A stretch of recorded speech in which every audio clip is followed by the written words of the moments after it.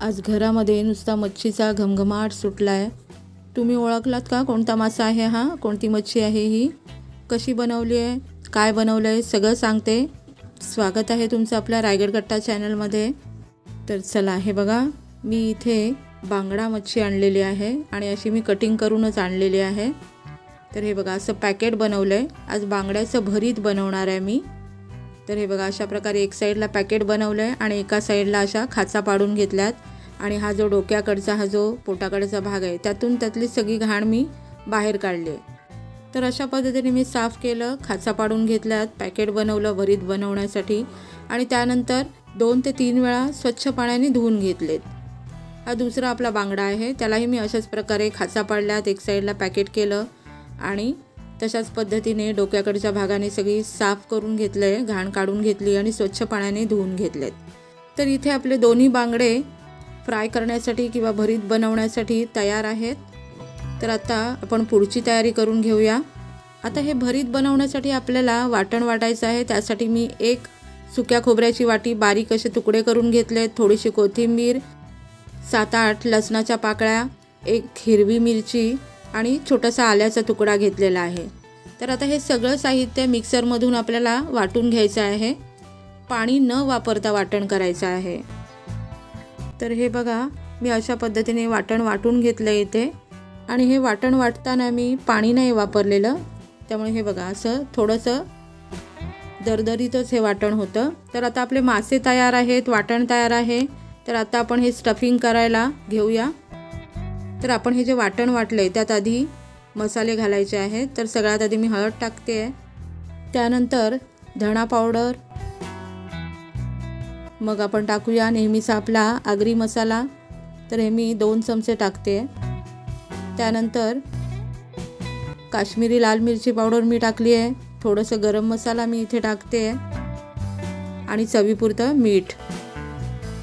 आता माझ्याकडे ही पुदिन्याची चटणी तयार होती, त्यामुळे मी त्यातली 1 चमचाभर पुदिन्याची चटणी टाकली आहे।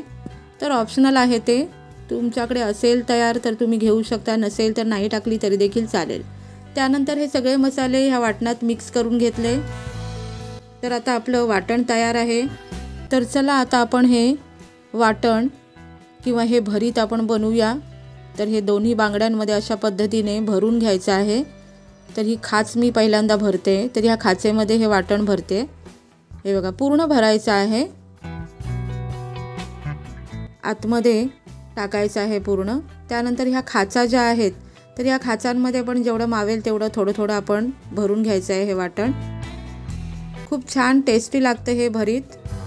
तर बांगड्याचं भरीत जसं आपण बनवतोय त्याच पद्धतीने आपण पापलेटचं भरीत किंवा इतर कुठल्याही माशाचं आपण भरीत बनवताना नेहमी अशाच प्रकारे एका साईडनी खाच पाडून घ्यायची आणि एका साईडनी अशा छोट्या छोट्या खाचा पाडायच्या आणि अशा पद्धतीनेच वाटण बनवायचं आणि ते भरून घ्यायचं आहे।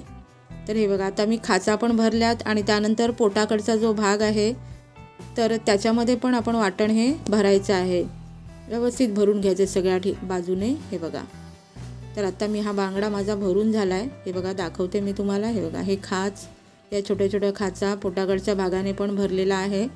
तर हा बांगडा आता व्यवस्थित भरून झाला आहे। आता दुसरा बांगडा मी भरते अगदी त्याच पद्धतीने।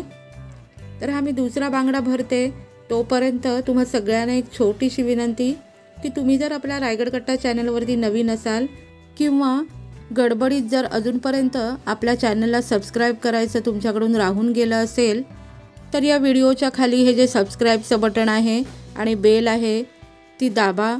म्हणजे होईल काय की आपल्या व्हिडिओचं, आपल्या रेसिपीचं नोटिफिकेशन तुम्हाला सगळ्यात आधी मिळेल आणि आपल्या चॅनलच्या सगळ्या रेसिपीज, सगळे व्हिडिओज तुमच्यापर्यंत सगळ्यात आधी पोहोचतील।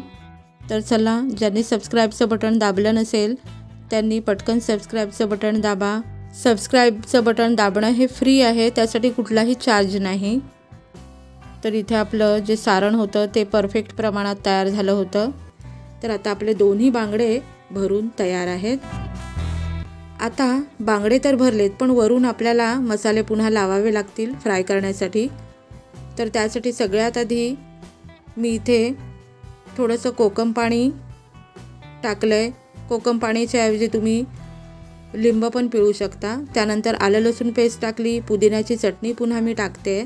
त्यानंतर आता पुन्हा आपण सगळे मसाले टाकायचे आहेत, कारण आतमध्ये तर आपण मसाले भरलेत पण बाहेरून पण आपल्याला मसाले भरावे लागतील। तर मी हळद टाकली, धणा पावडर टाकली, पुन्हा एकदा आगरी लाल मसाला टाकला, काश्मीरी लाल मिरची पावडर टाकली, धणा पावडर, सगळे मसाले जे आपण आधी वापरले होते ते सगळे मसाले मी पुन्हा एकदा घेतलेत। चवीपुरतं मीठ पण घेतलं आणि आता हे मसाले बाहेरून छान कोटिंग करून घ्यायचे मच्छीला किंवा ह्या बांगड्यांना बाहेरून पण व्यवस्थित लावून घ्यायचे। तर आता बाहेरून मी मसाले लावून घेते, हाताने छान कोटिंग करून घेते हे दोन्ही बांगडे आपले। हे बांगडे खरंच खूप टेस्टी लागतात, अशा पद्धतीने एकदा नक्की ट्राय करून बघा। तर इथे बघा आपले बांगडे आतून स्टफिंग पण झालेलं आहे आणि बाहेरून कोटिंग पण झालेलं आहे। तर आता ही मच्छी मॅरिनेशनसाठी अर्धा तास ठेवून द्यायची।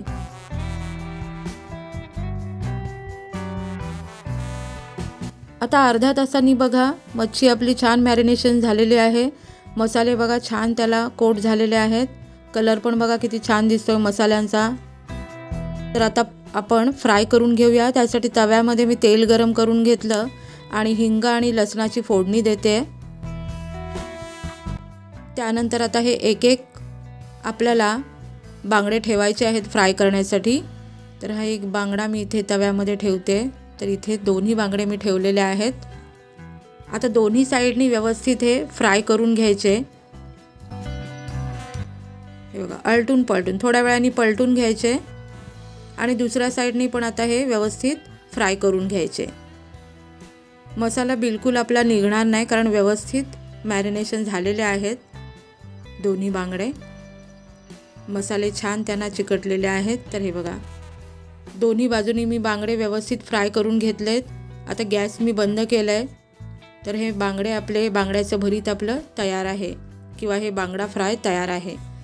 इथे मी एका प्लेटमध्ये काढलंय, वरनं थोडीशी गार्निशिंगसाठी कोथिंबीर टाकली आहे। तर कसे वाटले तुम्हाला आजचे हे आमचे आगरी कोळी पद्धतीत भरलेले बांगडे? तर आजचा व्हिडिओ तुम्हाला कसा वाटला? आजचे हे बांगडा फ्रायची रेसिपी तुम्हाला कशी वाटली ते मला कमेंट करून नक्की कळवा।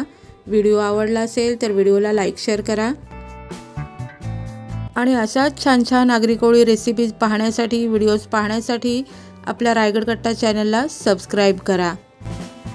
तर चला या जेवायला भेटू आपण पुन्हा पुढच्या अशा छान व्हिडिओमध्ये, रेसिपीमध्ये। तोपर्यंत बाय बाय, टेक केअर, मस्त खा आणि स्वस्त रहा।